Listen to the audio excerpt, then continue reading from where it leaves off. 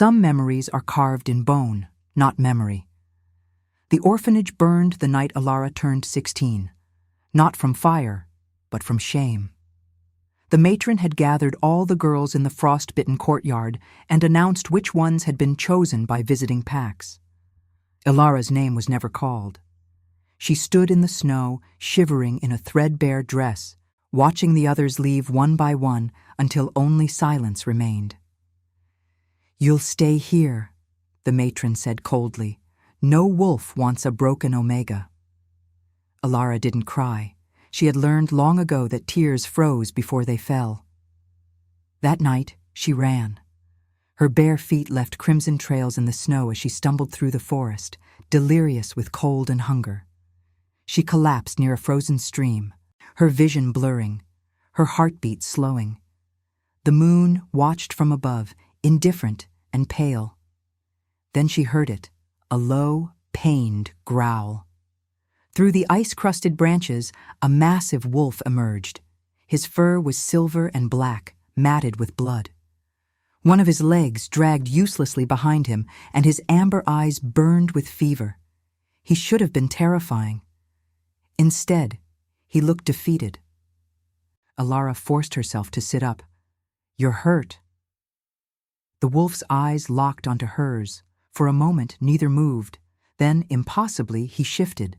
A man knelt before her, broad-shouldered, scarred, trembling from pain and transformation. His voice was rough.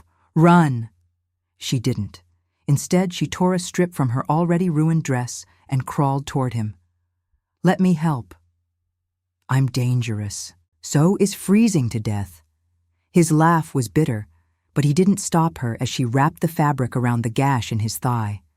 Her hands shook from cold, but her touch was gentle. She didn't ask why he was alone. She didn't ask why a wolf of his size bore fresh claw marks from his own kind. When she finished, he stared at her. "Why?" "Because no one helped me either." He reached into his torn jacket and pulled out a small iron ring, tarnished and ancient. "Take this. If you're ever in danger, show it to any wolf you meet. They'll protect you." Alara took it, her fingers numb. "Who are you?" But he was already shifting again, his body reforming into the silver wolf. He limped into the darkness without looking back. She never saw his face clearly, but she felt his gratitude, his sorrow, his fleeting kindness, and she never forgot. 10 years later, Alara stood in the grand hall of the northern court, invisible among the servants. She had survived, barely.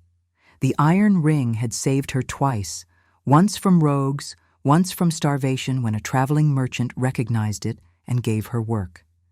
She kept it on a leather cord beneath her dress, hidden against her heart. The hall buzzed with anticipation. King Matthias of the Northlands had returned from a decade-long war.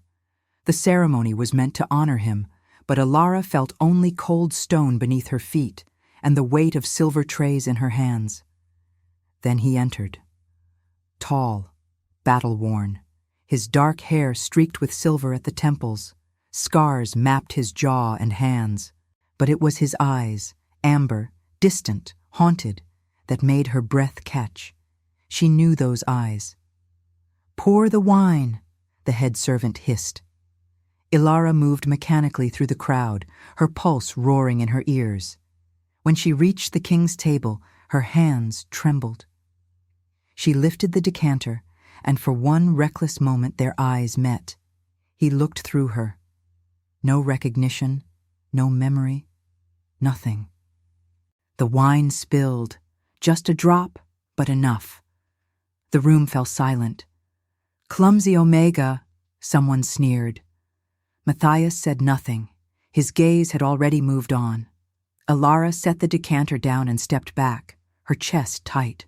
Of course he didn't remember. She had been a dying girl in the snow. He had been a wounded soldier fleeing something she would never understand. Why would a king remember an orphan? But she remembered everything. The castle felt colder at night. Alara scrubbed floors in the lower halls, her knees aching, her mind elsewhere. She had replayed that moment in the hall 100 times. His indifference shouldn't hurt. It was inevitable. And yet, you. She froze. Matthias stood at the end of the corridor, still dressed in his formal robes, his expression unreadable. Your Majesty. She kept her eyes down. You spilled wine on my table. I apologize. It won't happen again. Silence stretched, then his voice dropped, almost curious. Where are you from? Her throat tightened. Nowhere that matters. Answer me. The Eastern Orphanage. It's gone now. Something flickered in his eyes. Confusion, maybe recognition, but it vanished as quickly as it came. You're dismissed. Alara nodded and turned to leave, but his voice stopped her. That ring. Her hand flew to her chest, where the iron band pressed against her skin beneath the fabric. It's nothing. Show me. Her heart hammered. Slowly she pulled the cord free. The ring dangled between them, tarnished and unremarkable to anyone else, but Matthias stared at it like it was a ghost. Where did you get this? Someone gave it to me a long time ago. Who? A wolf who was bleeding in the snow. His face went pale. For the first time since entering the hall, he looked truly shaken. That's impossible. Why? Because I gave that ring to a girl who saved my life, and I never saw her again. Alara's voice was barely a whisper. You did see her again, Your Majesty. You just didn't recognize her. And now, I invite you to leave a trace of your presence in the comments. Tell us where in the world you're watching from, and the exact hour you hear this story. We wish to know how far these northern confessions travel, and at what moments of the night they find you. Matthias didn't sleep that night. He stood in his chambers, staring at the iron ring now resting on his desk.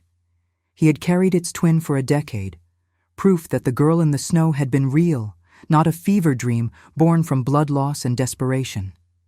He had been a prince then, fleeing an assassination attempt orchestrated by his own uncle. Wounded, betrayed, hunted. He had expected to die in that forest. Instead, a girl with frozen hands and fearless eyes had bound his wounds and asked for nothing. He had given her the ring because he had nothing else, because she deserved protection he couldn't offer, because he thought he'd return for her once the war was over. But war had no end, and by the time he claimed his throne, the orphanage had burned. He searched, but found no trace of her. He assumed she was dead. A knock interrupted his thoughts. Enter. Alara stood in the doorway, her posture careful, her expression guarded. She wore the same plain servant's dress, but now Matthias saw her differently. The shape of her face, the quiet strength in her stance, the scar on her wrist from frostbite. You summoned me, Your Majesty. I need to know everything. How you survived. Why you came here. Does it matter? Yes, she exhaled slowly. The ring saved me twice, once from rogues who would have killed me, once from starvation when a traitor recognized it and gave me work. I came here because I had nowhere else to go. I didn't expect you to remember me. I didn't expect anything. Why didn't you say something? In the hall? Because you're a king now, and I'm still no one. Matthias moved closer, his voice low. You were never no one. Not to me. Her eyes flashed. Then why did you forget? I didn't forget. I thought you were dead. Silence fell between them, heavy with years of missed chances and unspoken words. Finally, Matthias spoke again. Stay, not as a servant, as my guest. Let me repay the debt I owe you. Alara shook her head. You owe me nothing. Then stay because I'm asking. She looked at him, really looked, and saw the boy in the snow beneath the scars and crown. 1 week. Then I leave. 1 week, he agreed. But both knew it was a lie. Alara had never worn silk before. The dresses Matthias provided felt foreign against her skin, too soft, too fine. She wandered the castle gardens at dawn, barefoot in the frost, needing something familiar. You'll catch cold. She turned. Matthias approached with a fur-lined cloak, his expression almost sheepish. "Old habit. You were freezing the first time I met you, too." She accepted the cloak but didn't put it on. "Why are you doing this?" "Because you saved my life when you had every reason to let me die." "That's not enough." He stepped closer. "Then because I've spent 10 years wondering what happened to the girl who showed me kindness when the world had shown me nothing but knives." Ilara's throat tightened. "I'm not that girl anymore." "Neither am I that boy. But maybe that's why this matters." Before she could respond, a courier burst into the garden. "Your Majesty, rogues at the northern border. They're demanding an audience." Matthias's expression hardened instantly. "Seal the gates. Double the guard." "They claim they have information about the orphanage fire." Ilara's blood went cold. Matthias glanced at her, then back at the courier. "Bring them to the throne room, under heavy guard." The rogue leader was a scarred wolf named Kyle, his eyes yellow and calculating. He knelt before Matthias, but his posture was mocking, theatrical. "Your Majesty, how gracious of you to receive us.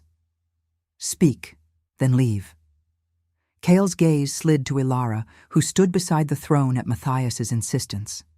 "I see you found her. The little Omega who survived." Matthias's voice turned lethal. "Explain." "The orphanage burned because your uncle ordered it. He wanted no witnesses to his coup attempt. Every girl there was meant to die." Kyle smiled coldly. "But one ran, and another saved her, a prince bleeding in the snow, marked for death." Ilara's hands clenched. "Why tell us this now?" "Because your uncle is dead, and his allies want revenge. They know you survived. They know she helped you, and they're coming." Matthias rose slowly. "Every inch a king." "Then let them come. But they'll face a united front." Kyle laughed. "United? She's an Omega. She has no pack, no power." Ilara stepped forward. "I don't need power. I have something better." "What's that?" "I have someone worth protecting." Matthias's expression softened imperceptibly. He addressed the room. "This Omega is under my protection. Any threat against her is a declaration of war against the crown." Kyle's smile faded. "You'd risk your throne for a servant?" "She's not a servant. She's the reason I'm alive to wear this crown. Subscribe if you believe mercy can crown even the fallen." The attack came 3 nights later, shattering the fragile peace that had settled over the castle like snow over frozen ground. Rogues breached the outer walls under cover of darkness, their howls splitting the winter silence into jagged fragments of terror and rage. Matthias had doubled the guard after Kyle's warning, fortified every gate, positioned archers along the ramparts, and prepared contingency plans for a dozen different scenarios. But desperation made wolves reckless, and Kyle's allies were nothing if not desperate men with nothing left to lose. Ilara woke to the sound of steel meeting claw, of bodies hitting stone with sickening thuds, of shouted commands echoing through corridors that had been silent moments before. Her heart hammered against her ribs as she threw off the silk covers, still so foreign, still too soft, and dressed quickly in the simplest gown she could find. Her fingers trembled as she laced the bodice, fumbling with ties that suddenly seemed impossibly complicated. She ran barefoot through the halls, her feet remembering the cold stone from her days as a servant. Guards rushed past her in the opposite direction, armor clanking, weapons drawn. None tried to stop her. Perhaps they were too focused on the battle. Perhaps word had already spread that the Omega who wore the king's iron ring answered to no one but herself. The throne room had been transformed into a command center. Maps covered every surface, marked with positions and movements. Warriors in various states of readiness clustered around Matthias, who stood at the center like the eye of a storm, controlled, focused, already spattered with blood that wasn't his own. A guard moved to block Ilara's path. "Miss, you must return to the inner chambers. The king's orders, the king doesn't give me orders. Her voice came out steadier than she felt. Miss, please, it's not safe. Let her through. Matthias's command cut through the chaos like a blade through silk. He looked up, and his eyes found hers across the room. For one heartbeat, the battle fell away. Then reality crashed back. You shouldn't be here, Ilara. She crossed to him, ignoring the stares of assembled warriors who'd never seen an Omega walk into a war council uninvited. Neither should you be fighting alone. I have an army. He gestured at the soldiers surrounding them, but his voice lacked conviction. And I have you. She stopped directly in front of him, close enough to see the muscle ticking in his jaw, close enough to smell leather and steel and the particular scent of him beneath it all. I didn't survive 10 years of cold and hunger and being told I was worthless just to hide in a tower while you face this. I won't do it. His jaw tightened. Every alpha instinct he possessed screamed at him to protect her, to lock her in the most secure chamber in the castle and post a dozen guards outside, to keep her away from claws and teeth and the brutal reality of what happened when wolves went to war. But he saw the steel in her spine, the set of her shoulders, the absolute refusal to be diminished that had kept her alive when the world had tried its best to break her. Stay close to me. Don't take unnecessary risks. If I tell you to run, you run. Understood? I could say the same to you, Your Majesty. Despite everything, his mouth quirked. Stubborn Omega. Overprotective Alpha. A massive crash echoed from the eastern corridor, followed by the sound of splintering wood and triumphant howls. Matthias's head snapped up, all traces of softness vanishing. They've breached the secondary gate, formed defensive positions, archers to the ramparts now, close combat units, with me. Protect the inner halls at all costs. The throne room emptied in organized chaos as warriors rushed to their assigned positions. Matthias grabbed his sword from where it leaned against the strategy table, the blade singing as it left its sheath.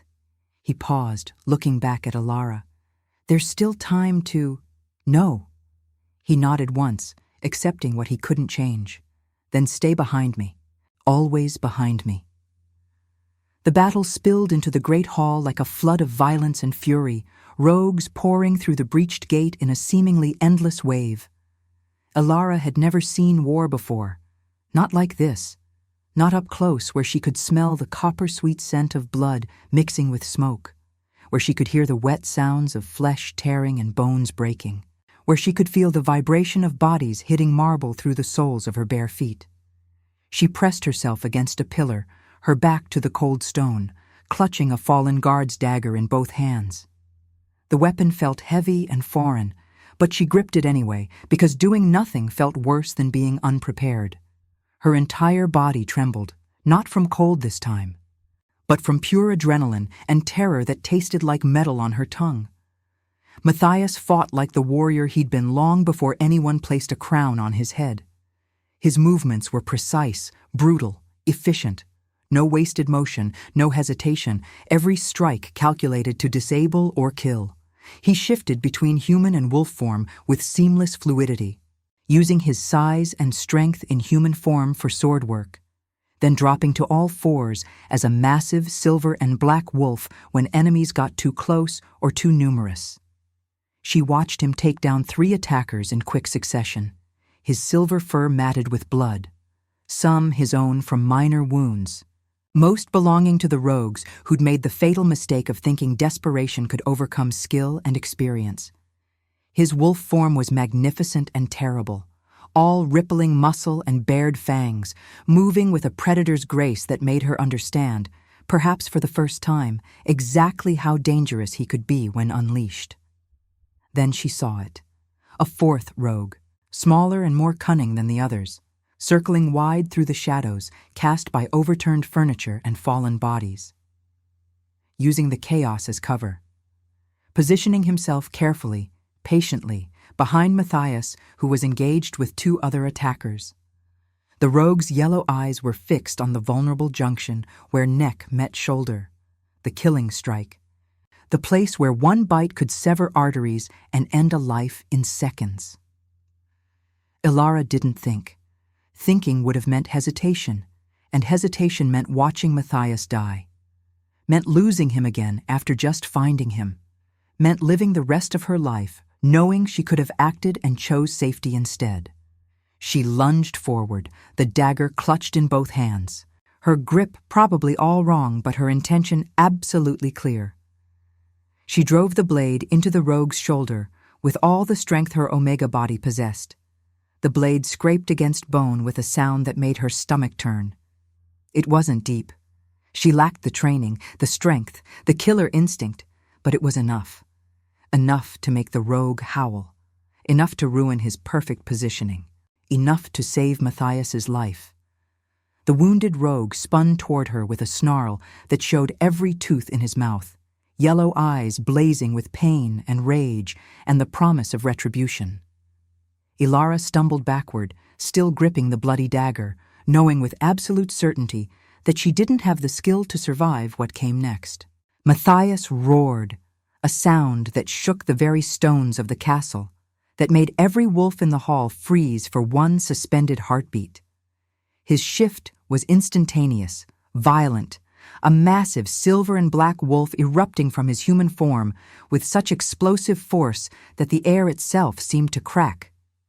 He covered the distance between them in one impossibly long leap and tore into the wounded rogue with savage precision.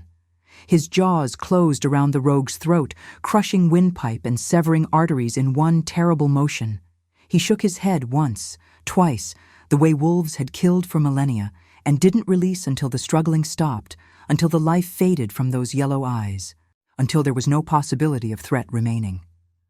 When the rogue went limp, Matthias turned to face the remaining attackers, his muzzle dripping blood, his amber eyes burning with protective fury that transcended reason or strategy.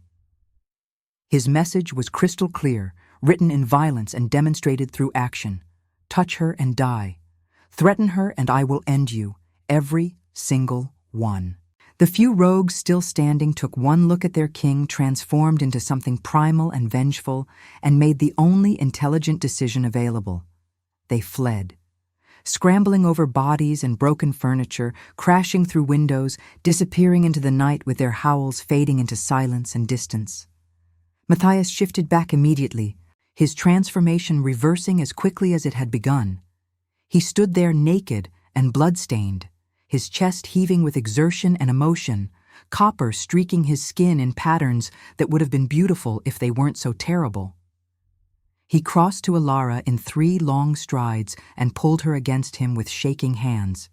Don't ever do that again. His voice was raw, breaking on the words. Don't ever put yourself between me and danger like that. Don't ever... He stopped, his forehead pressed to hers, his entire body trembling with the aftermath of violence and terror. I can't lose you. Not when I just found you again. Not when I finally understand what you mean to me. Not when I've only just begun to hope. I saved you once. Her voice was steady, despite the tears streaming down her face, despite the way her hands shook as she touched his blood-stained chest. I'll do it 1,000 times more, 1,000,000, however many it takes. That's not... You can't... He stopped, visibly struggling for control. I'm supposed to protect you. Then stop trying to send me away. Stop trying to shield me from the world you live in, the reality of what it means to stand beside a king. I chose this. I choose you. Every time, in every way.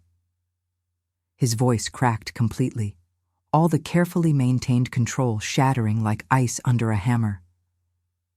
If something happened to you because of me, because of this crown, because of choices I made before I even knew you existed, I couldn't survive it, Ilara. I've survived war and betrayal and assassination attempts, but I couldn't survive losing you.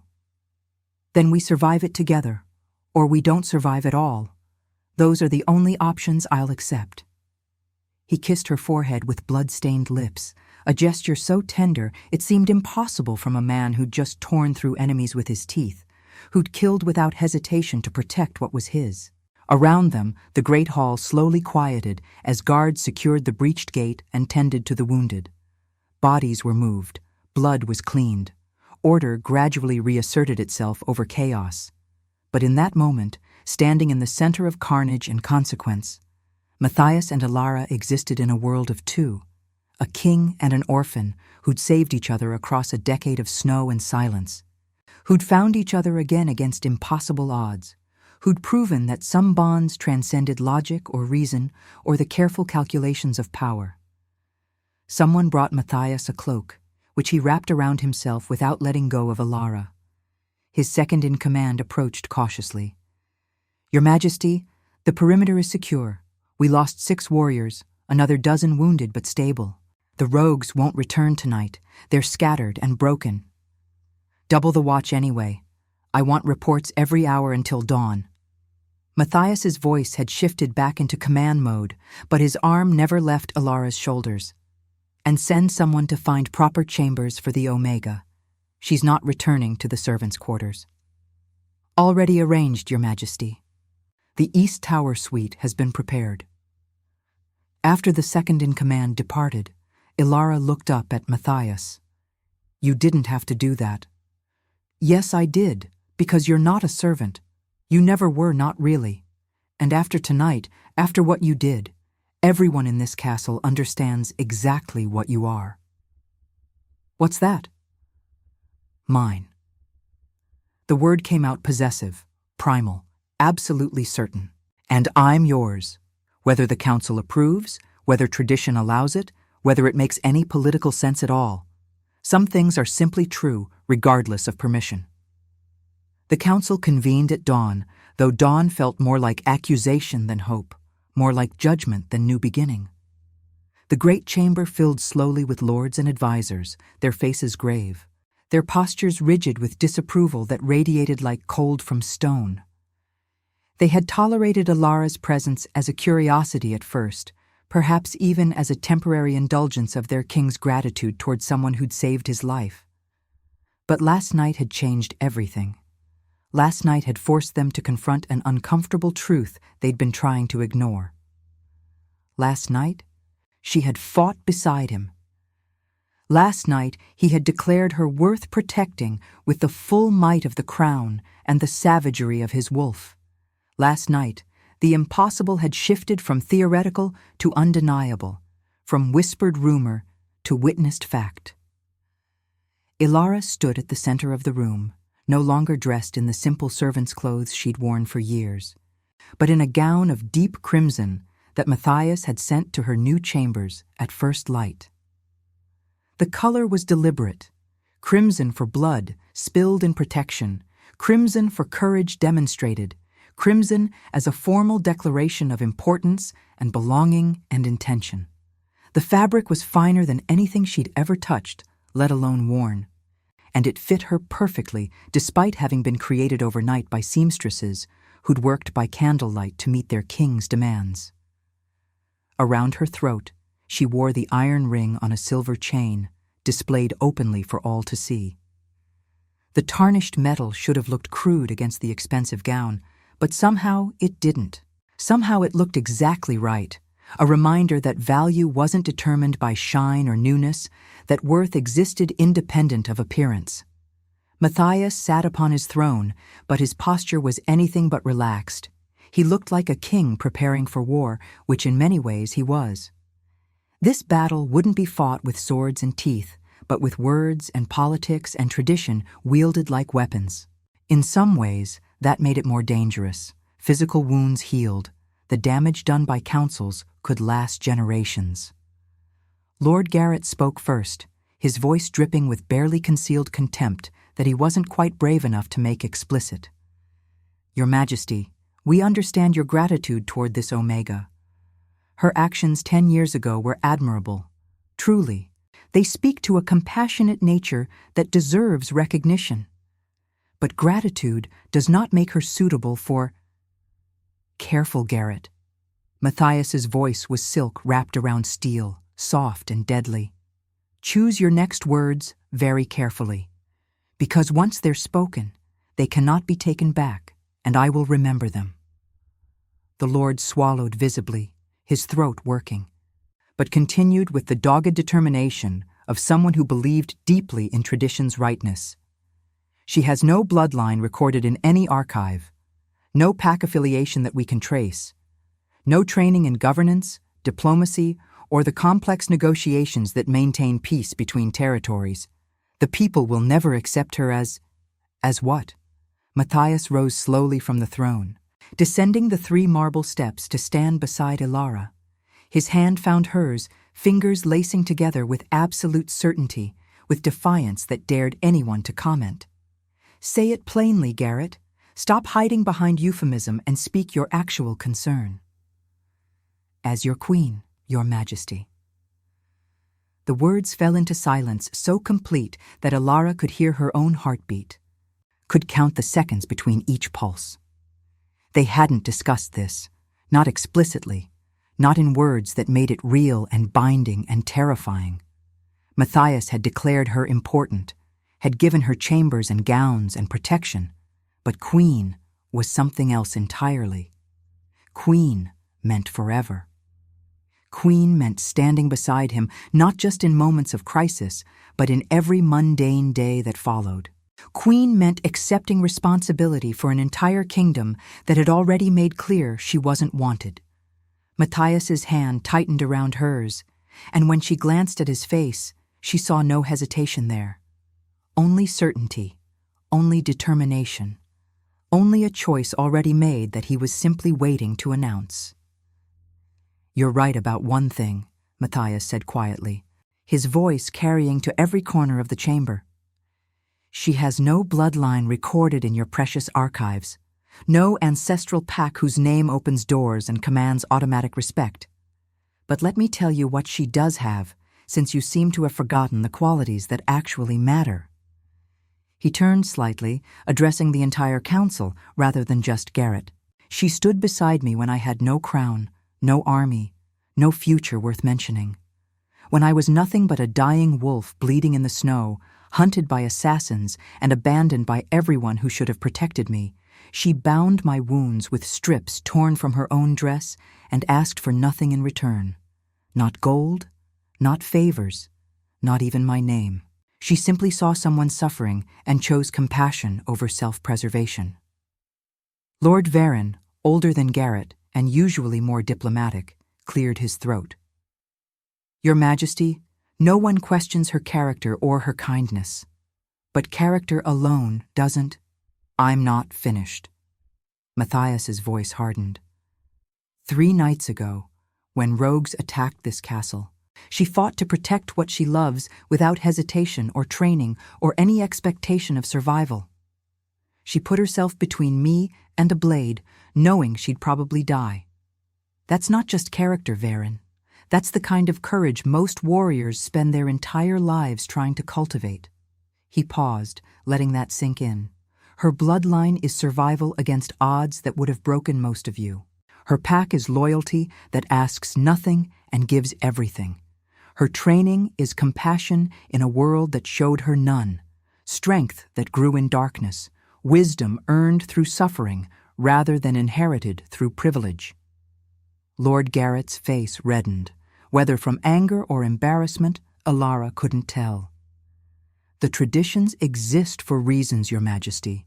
Marriage between royalty and common wolves weakens the bonds between noble houses, fractures the careful alliances that keep this kingdom stable and secure. The southern packs already question your strength after the war. This would give them ammunition, justification for challenges we might not be able to—" "Then let them challenge." Matthias's voice turned to ice. "Let them question. Let them test me if they dare. Because I've spent 10 years fighting wars to claim this throne, sacrificing sleep and safety and peace to build something worth protecting. I've given everything demanded of me without complaint, but I will not sacrifice the one person who saw me as more than a weapon or a crown or a means to political ends." Another lord stood, a younger man named Aldrich, ambitious and calculating. "Your Majesty, we understand your attachment to this Omega, truly, but marriage to someone so unsuitable could fracture the alliances that keep this kingdom from tearing itself apart. It would be interpreted as weakness, as sentiment, overruling judgment, as— Ilara spoke then, her voice quiet but steady, cutting through Aldrich's careful argument. "Then I won't marry him." Matthias's head whipped toward her so fast she heard his neck crack. "Ilara! I won't be the reason your kingdom falls apart." She met his gaze directly, her eyes bright with unshed tears, but her voice unwavering. "I don't ask for acceptance from people who measure worth in bloodlines and archive genealogies. I don't need titles or ceremonies or my name recorded in whatever ledgers track royalty. I ask only to remain close to you, in whatever capacity doesn't threaten what you've built, in whatever way allows me to stand beside you without destroying everything you fought for." "No." The word came out harsh, absolute, non-negotiable. "I didn't fight for 10 years to claim a throne only to discover it's actually a cage. I didn't survive assassination attempts and battlefields and political maneuvering to let fear dictate my choices now. I refuse." An ancient voice cut through the rising tension like a blade through fabric. Elder Moira, gray-muzzled and bent with age, rose slowly from her seat at the far end of the chamber. She had been silent until now, observing with eyes that had witnessed nearly a century of pack politics, that had seen kings rise and fall, that remembered traditions from before most of the current council had been born. "I remember the old laws," she said, her voice crackling like dry leaves but carrying surprising strength. "Before bloodlines became currencies traded between houses. Before marriages became transactions calculated on ledgers. Before we forgot what actually matters." She shuffled forward, leaning heavily on her cane, each step deliberate and difficult. The entire council watched in respectful silence as she made her way to the center of the chamber until she stood directly before Ilara. Up close, her eyes were clouded with age, but sharp with intelligence that hadn't dimmed. "A king's strength was measured not by the armies he commanded or the gold in his treasury," Elder Moira continued, "but by who stood with him in his darkest hour, by who chose him when he had nothing to offer but his broken, bleeding self, by who saw his worth when the world had decided he was worthless." She reached out with one gnarled hand and touched the iron ring at Ilara's throat. "This Omega has proven herself by the only measure that actually matters: courage in the face of certain death, compassion when the world offered none and taught her to expect nothing, loyalty without promise of reward or guarantee of survival. That is what makes a queen. Not ink on parchment, or names in ledgers, or approval from lords who never bled for this crown." Murmurs rippled through the chamber, some approving, others skeptical, all uncertain and uncomfortable with having their assumptions challenged by someone whose authority came from age rather than position. Elder Moira turned to face the full assembly, her voice strengthening. "I propose we honor the old law that predates your political calculations.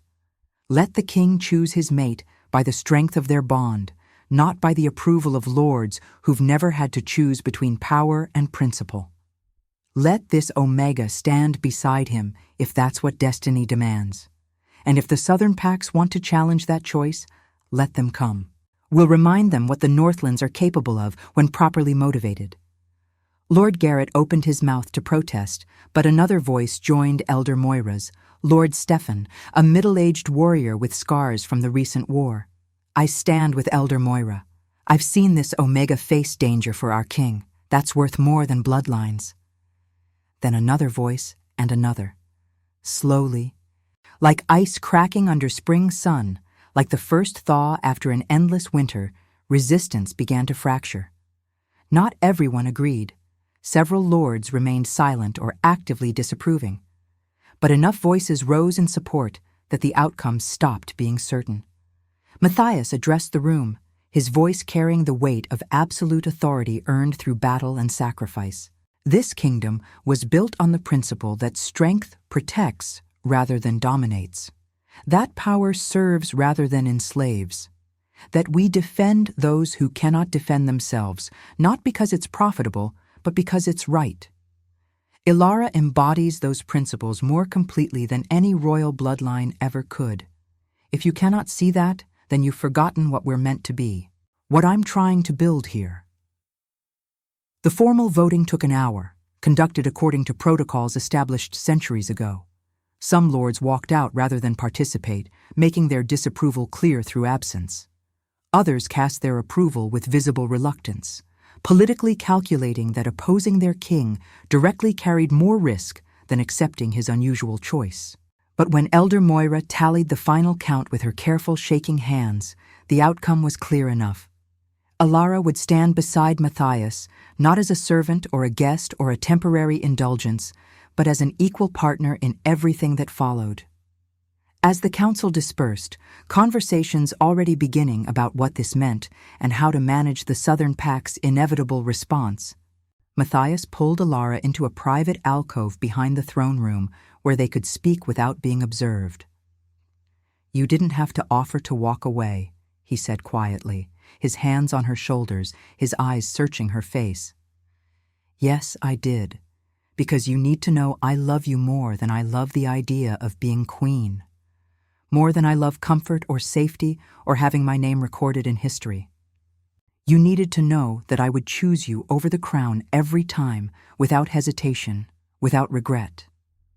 He kissed her then, deep and desperate, and full of everything he'd kept locked away for a decade, everything he'd convinced himself he didn't deserve or couldn't have.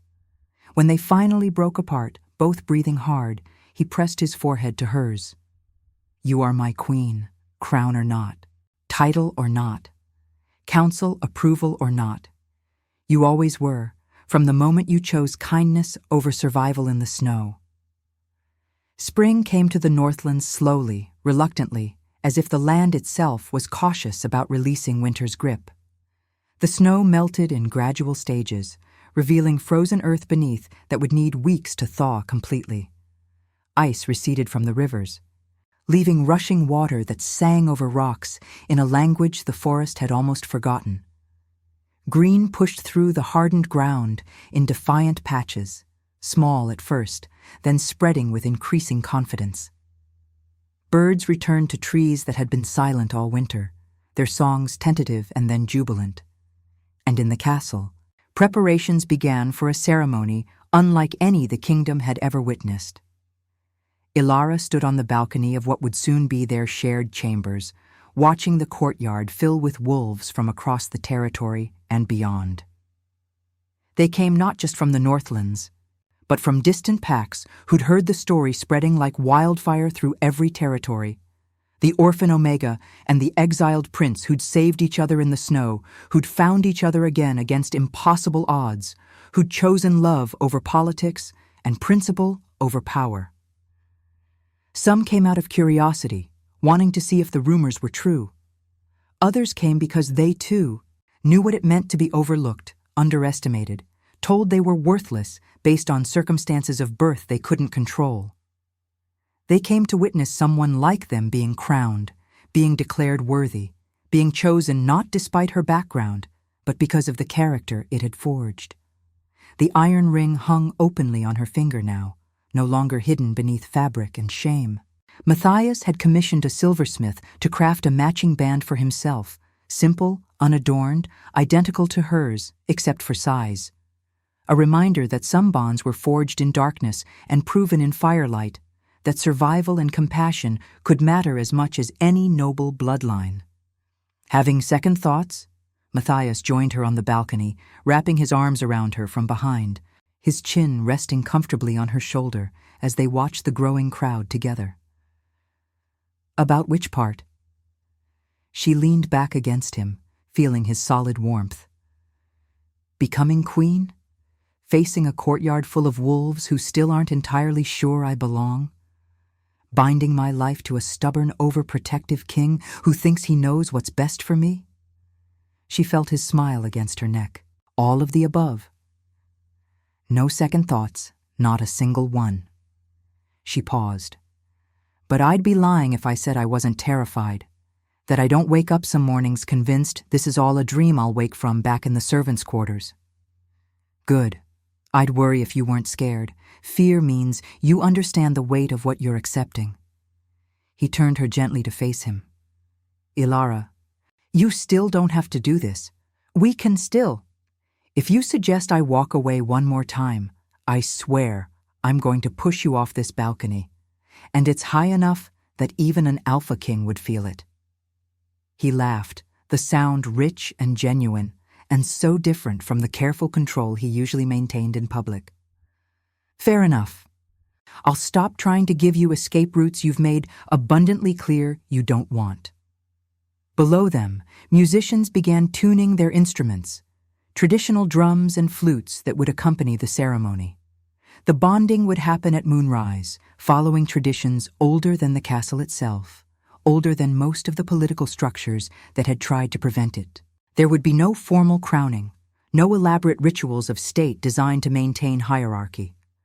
Just two wolves choosing each other under the light of the same moon that had witnessed their beginning a decade ago in blood and snow. Elder Moira appeared in the doorway, her expression managing to be both stern and fond, a combination she'd perfected over decades of managing younger, more impulsive wolves. It's time to prepare, child. And you? She pointed at Matthias with her cane, her tone brooking no argument. You're not supposed to see her before the ceremony. It's bad luck according to traditions even older than the ones we're following tonight. Out. Matthias squeezed Ilara's hand once more, his thumb tracing the iron ring on her finger, before departing with obvious reluctance. When they were alone, Elder Moira circled Ilara slowly, assessing with eyes that missed nothing. You're still frightened, she observed. Not a question, just a statement of fact. Yes. Ilara saw no point in lying to someone who could probably smell fear anyway. Good. Fear means you understand the weight of what you're accepting, what you're becoming. The elder's voice softened slightly. But let me tell you something, child. I've watched kings and queens for 80 years. I've seen the powerful and the privileged, the cunning and the cruel, the ambitious and the desperate. I've witnessed every variation of leadership this kingdom has produced, and in all that time, in all those decades of observation, I've rarely seen what I see in you. What's that? The ability to choose love without losing yourself, to accept power without being corrupted by it, to remember where you came from while moving toward where you need to be.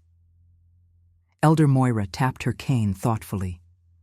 Most people who gain power either forget their origins or remain trapped by them. You won't do either. That's what makes you dangerous. That's what makes you perfect for what's coming. I don't feel strong enough. Strength isn't the absence of fear, child. It's the choice to act despite it, to move forward even when every instinct screams at you to run and hide. The elder touched Ilara's cheek with surprising gentleness. You proved that in the snow 10 years ago when you could have passed by a dying wolf and saved yourself. You proved it again 3 nights ago when you put yourself between a king and a blade. And you'll prove it every day for the rest of your life, because that's who you are. That's who you've always been, even when the world tried to convince you otherwise. Ilara felt tears burning behind her eyes. What if I'm not enough? What if I fail him? Then you fail together. That's what partnership means. Elder Moira smiled, showing teeth that had seen too many years but lost none of their sharpness. Besides, he's just as terrified as you are. He's simply better at hiding it behind authority and battle planning. The hours before moonrise passed in a blur of preparation. Servants helped Ilara into her gown, white silk so fine it seemed to glow in candlelight, simple in design, but perfect in execution. No elaborate beading or jewels, just clean lines and quality fabric that whispered against her skin. Her dark hair was left loose down her back, the way Matthias had first seen her in the snow, adorned only with a circlet of moonflowers he'd picked himself that morning while the dew was still fresh. When she studied herself in the mirror, she barely recognized the woman staring back. Not because she looked different, but because she looked like she belonged, like she had value, like she was worthy of being chosen. The ceremony began as the moon crested the horizon, full and silver, casting long shadows across the courtyard that had been transformed into something between sacred ground and celebration. Hundreds of candles flickered in the growing darkness. The scent of pine and moonflowers filled the air. Wolves from a dozen territories stood witness, their presence both validation and challenge. Ilara descended the grand stairs, her bare feet silent on stone that had been warmed by the day's sun.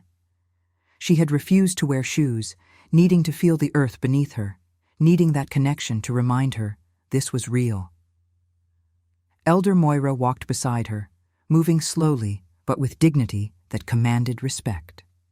And then she saw him waiting at the center of the courtyard, and her breath caught in her throat the way it had that first time in the great hall when she'd recognized his eyes. Matthias stood in ceremonial black and silver, the colors of the Northlands, his dark hair swept back to reveal the scars mapping his face and throat. He wore no crown. That would come later, if at all. Instead, he wore the matching iron ring on his hand, prominently displayed against the formal clothing. His amber eyes locked on her with such absolute devotion that she felt it like a physical touch. When she reached him, he extended his hand. She took it without hesitation. Elder Moira officiated, her ancient voice carrying across the assembled witnesses with surprising strength. We gather under the moon to witness a bond forged not in politics, but in survival. Not in wealth or convenience, but in compassion given freely when nothing was required. Not in calculations of power, but in the choice to see worth where others saw nothing. She looked between them, her clouded eyes somehow seeing more clearly than any of the younger wolves present. Matthias, king of the Northlands, defender of the realm, warrior who earned his crown through blood and sacrifice, do you choose this Omega as your equal, your partner, your mate? Not as a subject to rule, but as a companion to walk beside through whatever comes? I do. His voice was steady, absolute, allowing no room for doubt. Not because tradition demands it, but because my soul recognizes hers. She saved me when I was nothing, just a dying wolf with no future. She'll stand beside me when I'm everything this crown represents, and if I'm fortunate enough to deserve her, she'll remind me that the two states are the same. That I'm still just a wolf who was saved by someone brave enough to choose compassion over survival. Ilara's throat tightened. She'd known he would speak from the heart, but hearing it publicly declared in front of hundreds of witnesses made it overwhelmingly real. Elder Moira turned to her. Ilara, survivor of winter and rejection, bearer of the iron ring, Omega who walked alone through cold that should have killed you? Do you choose this Alpha as your equal, your partner, your mate? Not as a master to serve, but as a companion to walk beside through whatever comes? I do. Her voice came out clearer than she'd expected, steadier than she felt. Not because he's a king, but because he saw me when I was invisible to everyone else. Because he remembered me when he had every reason to forget, when forgetting would have been easier than searching. Because he fights for a world where strength protects instead of destroys, where power serves instead of enslaves. And because I love him, crown or not, title or not, approval or not. From the snow until whatever comes after, I choose him. Elder Moira raised her gnarled hands toward the full moon, hanging silver and ancient above them. Then by the old laws that predate your politics, and by the new understanding that love transcends hierarchy, I recognize this bond. May you defend each other as fiercely as you once saved each other. May you build a kingdom that remembers compassion costs nothing and changes everything. May your bond remind us all that worth is proven through action, not inherited through blood. Matthias and Ilara pressed their palms together, the matching iron rings touching with a soft click that somehow carried across the silent courtyard. Around them, wolves began to howl, not in mourning or challenge, but in celebration and acceptance. The sound rose toward the moon, carrying their story into the night where it would spread to other territories, other packs, other wolves who needed to hear that change was possible. When Matthias kissed her, it wasn't the careful kiss of a king mindful of his image and political responsibilities. It was the desperate kiss of a man who'd spent 10 years wondering if she was real, if she'd survived, if he'd ever find her again. If he deserved something as pure as what she offered. And Alara kissed him back, with all the fierce hope of someone who'd learned that even in the coldest kingdoms, spring could eventually come. That even the forgotten could be found. That even the broken could be crowned. The celebration lasted until dawn, with food and music and dancing that mixed formal court traditions with older, wilder pack customs. But eventually, as the moon began its descent and the stars faded toward morning, Matthias and Alara slipped away to the balcony where the night had begun. They stood together in comfortable silence, watching the last stars disappear into the lightening sky. The courtyard below had finally emptied, leaving only candle wax and moonflowers scattered across stone. "Do you regret staying?" Matthias asked quietly, breaking the silence. "Do you regret remembering?" He smiled and pulled her closer, wrapping both arms around her from behind, his chin resting on top of her head. "Not for a single moment. You saved me once in the snow, Alara. Bound my wounds when you had nothing to gain and everything to lose. And you've saved me every day since, from becoming the kind of king who forgets what matters, from letting this crown turn me into something cold and calculating, from believing power is more valuable than compassion. Then we're even. Never." He turned her in his arms to face him, his expression serious despite the softness in his eyes. "Because I'll spend the rest of my life making sure you never doubt your worth again. Making sure you know that being chosen isn't the same as being worthy. You were always worthy. You just needed someone to see it, someone to declare it loudly enough that even you couldn't deny it anymore. And you needed someone to remind you that you're more than your crown, more than your scars, more than the battles you've won. We save each other then, over and over. That's what partnership means. That's what love means." And in the distance, as the sun finally crested the horizon, a single wolf howled, long and clear and full of hope. Others joined until the sound became a chorus spreading across the kingdom like ripples on water. Because even in a world that measured value in bloodlines and power, there was still room for a different story. A story of survival and redemption. A story that proved love could exist outside hierarchy, that mercy could crown even the fallen, that rejection could become the first chapter of destiny instead of the final word. If your heart beat alongside ours, like, comment, and subscribe. Because every soul that joins our moon keeps the flame of redemption alive.